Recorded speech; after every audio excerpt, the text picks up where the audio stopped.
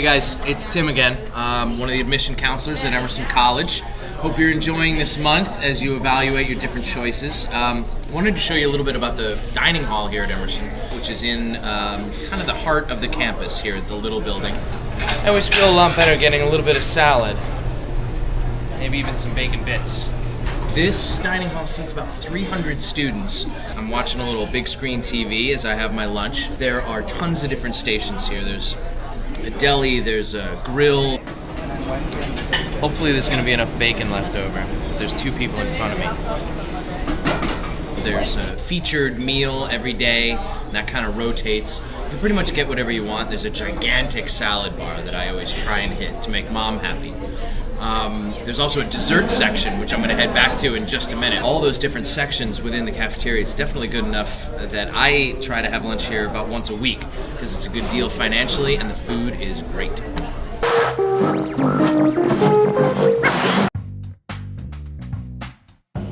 James O'Connell.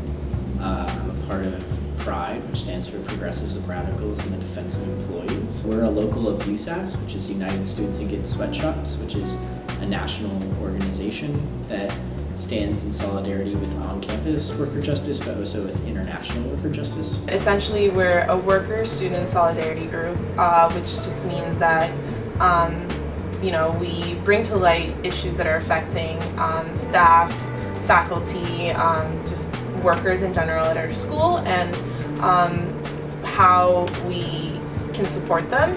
And a lot of the times actually workers reach out to us and they say, in this department, like, we're having this problem, or like, there was someone who was unfairly fired, like, is there something that you can do? It's actually strange. People were easier to jump on the ISC campaign.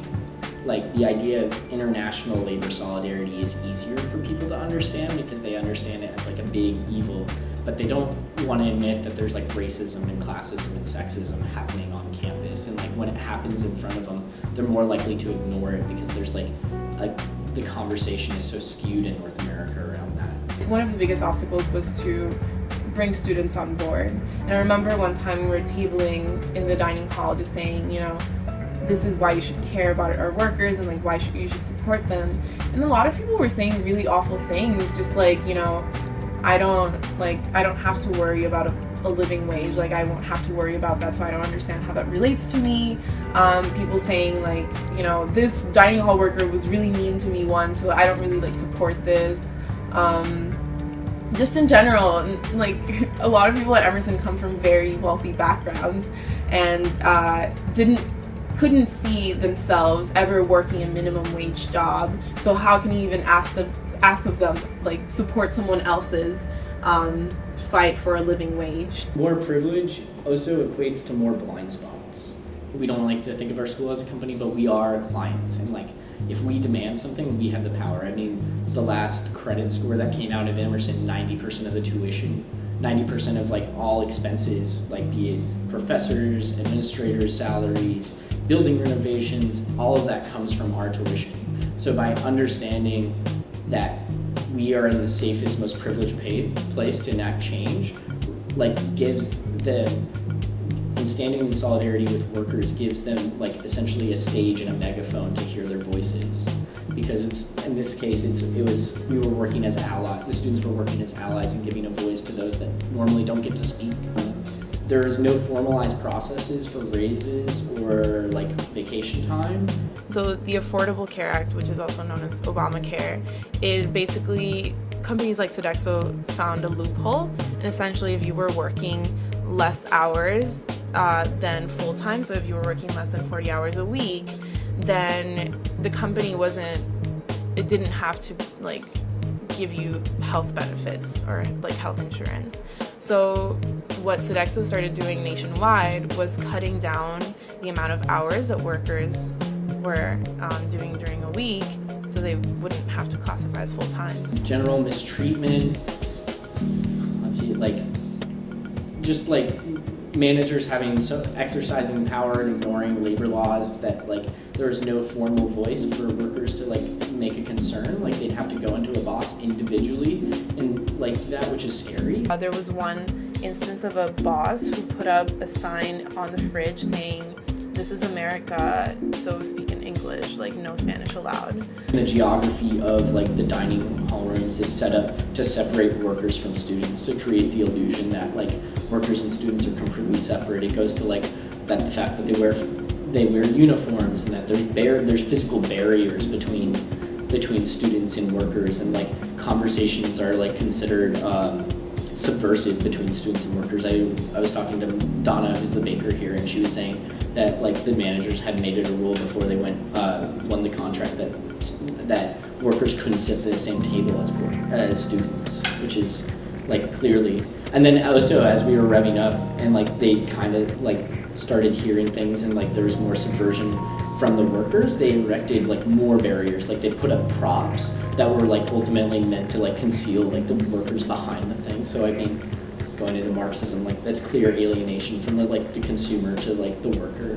And I mean like if you look at the way like certain people interact with the dining hall workers, like the very much that alienation becomes internalized, and they treat them like tools, and like they don't ask them about their day, and like the fact that a simple like inquiring about someone's like who they are on a human level becomes a subversive action is like clearly like the mechanization of like work. But like fortunately, like the nature of dining hall service work is like you can't ever fully separate the worker from the consumer, because there has to be at least that split moment when you like order the food or something, that can be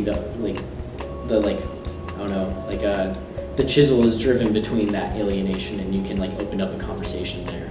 Workers felt very harassed by the bosses, like because during a lot of these shifts, especially during dinner is so hectic in the dining hall, especially the dining hall.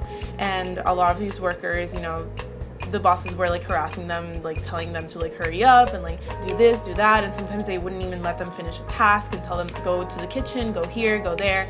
They wouldn't even let them use like the elevator sometimes to carry things. And you know, a lot of the workers are like, you know, old ladies and things like that who would just have to carry boxes up the stairs, and it was just a lot of things that like the bosses weren't like, they were just very unfair, the supervisors, and a lot of these things were so overlooked. And so really on paper the process is we had an underground campaign for about 9 months, and then we went public, which means that we went public when there was about 75% of the workers supported the union in secret, and then we built a coalition of students that were going to be like, okay, when they go public, we're going to say that we support them, so that like there couldn't be any reparations against them.